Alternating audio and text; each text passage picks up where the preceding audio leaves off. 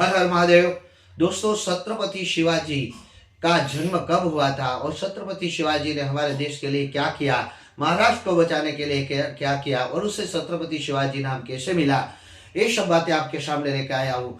दोस्तों, छत्रपति शिवाजी जो एक मराठा राजा था और मराठा राजा ने जिन्होंने हमारे देश जो बहुत कुछ किया, जिसके ऋण में हम सभी हैं और उनका ऋण हमें कभी नहीं अदा कर पाएंगे। छत्रपति शिवाजी जिसने मुगल साम्राज्य के सामने युद्ध किया, औरंगजेब के सामने कई बार जीत हासिल की, जो अपने छोटे से सैनिकों से छोटा सा सैनिक दल लेकर उन्हें औरंगजेब के बहुत बड़े सैनिकों को हराया। लेकिन ऐसा कहा जाता है कि छत्रपति शिवाजी का जन्म दिनांक 19 फरवरी को 1630 में हुआ था और उनका मृत्यु 3 अप्रैल 1980 में हुआ था। 50 साल की उम्र में ही उन्होंने इस धरती को त्याग किया, लेकिन उन्होंने हमारे देश के लिए बहुत बड़ा योगदान किया है और ऐसे वीर पुरुषों को हमें कभी भूलना नहीं चाहिए। ऐसे वीर पुरुषों की चरित्र गाथा हमें अपने बच्चों को अवश्य सिखानी चाहिए। लेकिन हमारा भारतवंशियों का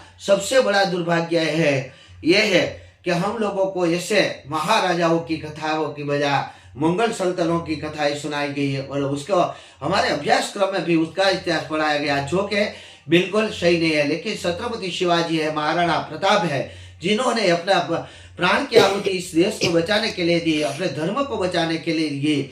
छत्रपति शिवाजी के जिसके नाखून काटे दिए, जिसके आंखों को फोड़ दी गई, जिसके पैर के अंगुष्ठ का भी काटे गया, लेकिन उसने जो मुगल साम्राज्य थे उनके दबाव में आकर अपना धर्म परिवर्तन नहीं किया और अपने धर्म को बचाने दिए, हंसते हंसते अपनी जान दे दी। एक तेज जो उनकी आंखों में दिखाई देता था, ऐसा तेज आज तक किसी की आंखों में नहीं आया। और छत्रपति शिवाजी के 8 बीबियां थी, उसकी 8 रानी थी, उसके 8 संतान भी थे, उसमें से 2 उसके पुत्र थे और 6 लड़कियां थी, उनके नाम भी है। लेकिन यहाँ पे उनका जो वारसदार माना गया वो संभाजी को माना गया है।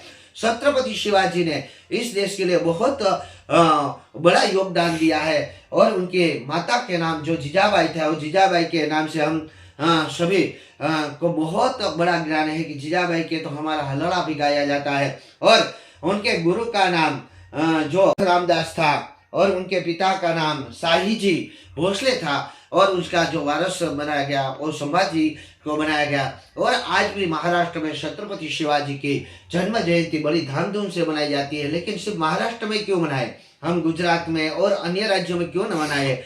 क्योंकि उन्होंने अपने धर्म को बचाने के लिए, सनातन धर्म की जय जयकार करने के लिए अपने प्राणों की आहुति दी ही।